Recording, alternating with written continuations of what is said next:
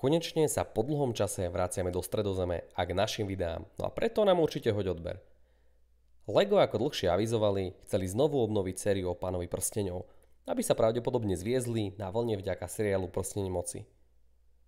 Po Vododole alebo český Roklinke tak na svetlo sveta prichádza Barad-dûr, pevnosť, kde sídli samotný Sauron a jeho oko odtiaľ vidí aj za roh.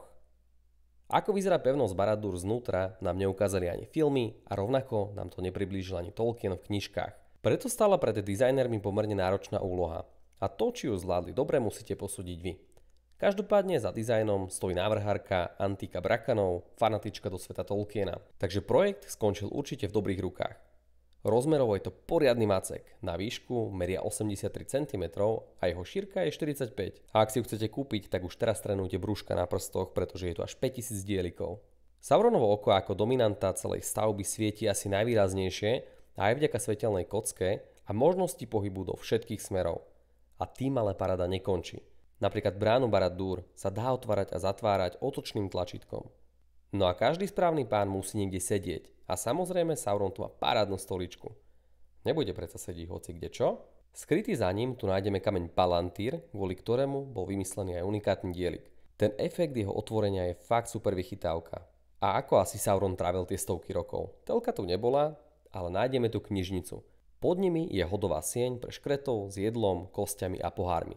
Ešte nižšie nájdeme kopku, v ktorej visí klietka s kostrou, ktorá sa vie pohybovať hore a dole. A určite nesmie chýbať kováreň, kde sa vo veľkom vyrábajú zbrane pre armádu. Tak a teraz k figurkám. Kvôli tejto exkluzivitke vzniklo veľa nových doplnkov a dielikov. Hlavná hviezda je samozrejme Sauron.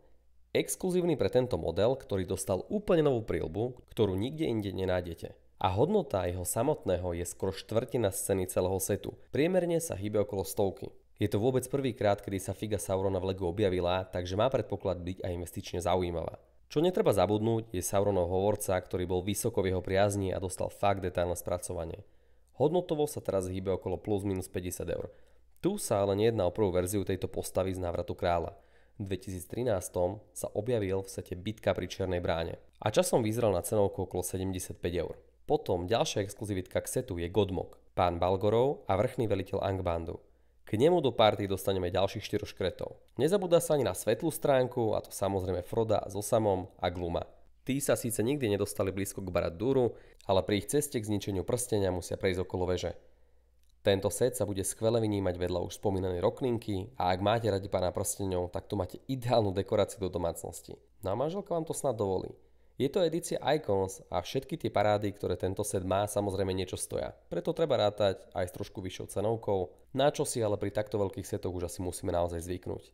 A tento set sa dá kúpiť okolo 460 eur. Pre mňa ako fanúšika sag je to ale perfektná voľba. A tento set hodnotíme 10 kockami z 10. Dajte nám do komentárov vedieť, ak ste fandom Pána prsteňov a čo hovoríte na nový set. Lego zdar!